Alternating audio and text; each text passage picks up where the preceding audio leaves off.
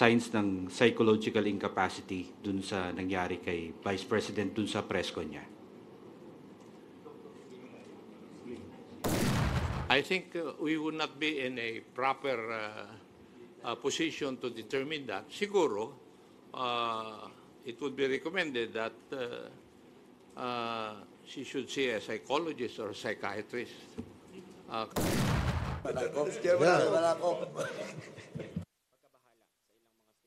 Sa akin talaga, gusto kong tanungin kung okay lang ba siya eh.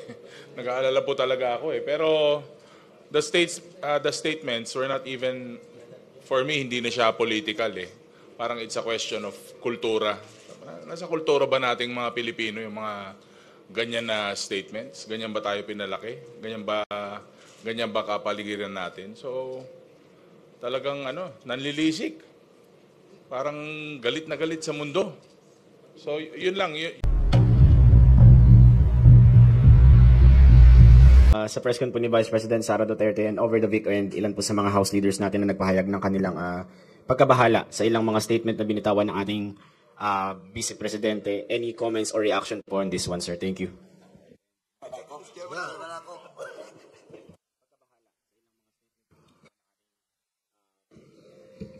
Yung sa akin talaga, gusto kong tanungin kung okay lang ba siya eh.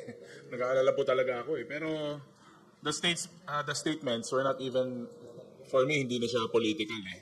Parang it's a question of kultura. Nasa kultura ba nating mga Pilipino yung mga ganyan na statements? Ganyan ba tayo pinalaki?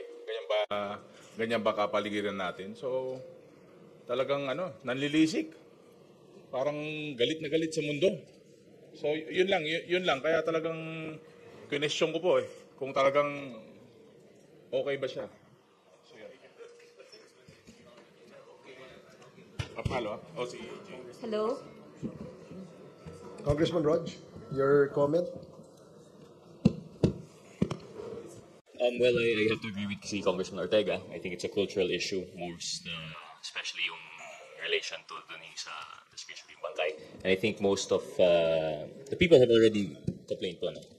I think it doesn't really involve any comment on our part as congressmen, and we leave it siguro to the people to decide on how they would see that as qualities of a leader.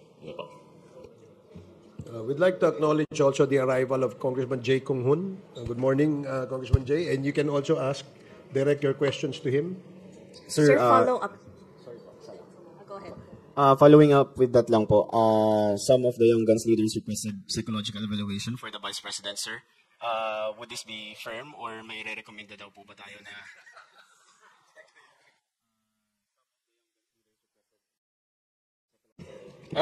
Suggestion lang naman yun. Hindi naman, una-una, hindi rin naman ako pwedeng magrekomenda at wala rin akong kilala. Kasi so far, parang okay pa naman ako. Pero the people have seen the interview, so parang may something. Ewan ko. Oo. Parang punong-puno ng galit, saka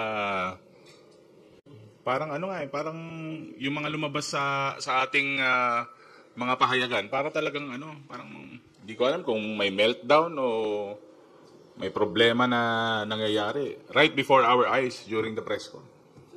Sir?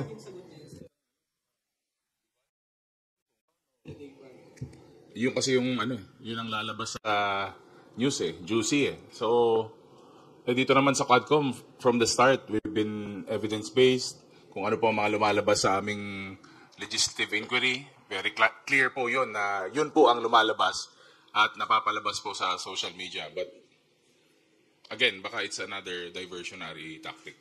Sir, sabi ni Atty. Sal Panelo kanina sa interview, hindi naman daw publicly sinabi ni VP Sara yon. Parang sa group chat lang daw yon. Doon sa sinabi na huhukayin yung paghukay. Hindi, magaling talaga siya sa ganun. Yung kasi siya yung official interpreter dati, nung dating Pangulo. So malamang ginagawa na rin niya dito ngayon. Sir, you mentioned parang punong-puno ng galit. Pwede bang? Yes. punong-puno ng galit talaga. Yes. Why do you think po? Bakit po sa tingin ninyo ganun yung nangyari kay, and you even mentioned Kong Ortega na parang may meltdown or may problema na nangyari. Why do you think po na nagkaganon? Well, siguro sa nangyayari sa ating Vice President, nagkakaroon siya ng, I think she's being overwhelmed by anger and hate. Pag ang isang tao ay sobrang galit, nawawala siya sa sense of decency sa aking paningin. And sometimes, yung how you manage yung hate sa yung katawan at saka yung nasasaktan ka, it's also a test of your character. Di ba? How you manage these things, it's a test of your character. So in the case of the Vice President, ay lumalabas po yung flaw sa kanyang character. Kasi natatalo ng kanyang galit. Yan po yung akin nakikita as far as this representation is concerned. Maraming salamat po. Sir, hello po.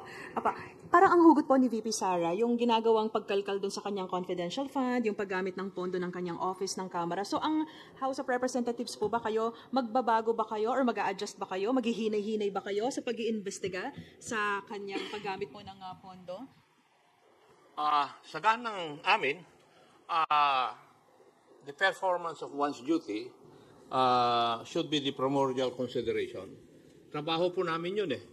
And therefore, dapat walang let up to show what really happened and so far as the confidential funds of the Office of the Vice President and the Department of Education when she was still the Secretary. Kasi pag magbibigay po kami ng leeway, hindi po na yata in accordance with our mandate. Ganun po ang paningin namin doon. Sir, before that, we'd like to acknowledge the presence also of our Senior Deputy Speaker, Dong Gonzales. Good morning. Okay, continue. Sir, yung dito sa nakita nyo na sabi nyo nga may meltdown, kakaiba, yung galit, ganito, ganyan. May nakikita ba kayo na parang signs ng psychological incapacity dun sa nangyari kay Vice President dun sa press con niya?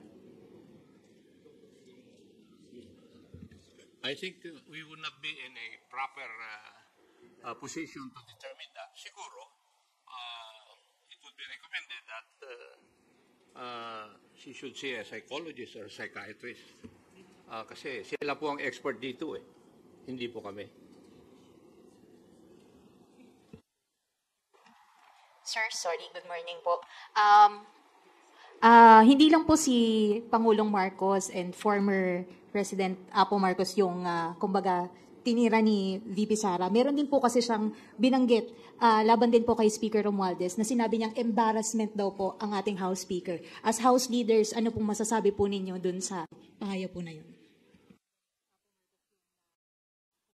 That's her opinion. It's not the opinion of 120 million Filipinos. Di po ba? And she is entitled to her opinion. Sir, follow-up lang. Kasi yung embarrassment po is stemming from doon sa sinabi ni VP Sara na tumanggap daw po ng suhol si Speaker Romualdez. Do you know anything about this? Or what can you say about this po? Suhol saan yun? She did not expound or elaborate po yung tungkol doon sa susunod daw niyang press con. Pero, so we will not be commenting on that kasi hindi naman namin alam kung ano suhol yan. Hayaan mo po muna mag-expound siya. Then we'll answer the issue about it. And second siguro, I'd just like to add now, just like what we have done with the Office of the Vice President, giving due courtesy to that office, ang unsolicited advice po is the Vice President should also give due courtesy to the Office of the President and, of course, to the late President Marcos Sr. Yun lang po. Kasi well in fact, for the record, napakaganda na pong bigay naming courtesy sa kanya nung she was invited during the Good Government Committee hearing. Well, in fact, he was allowed to speak while taking her oath. So, yun lang po, unsolicited advice. just give due courtesy to the office of the President.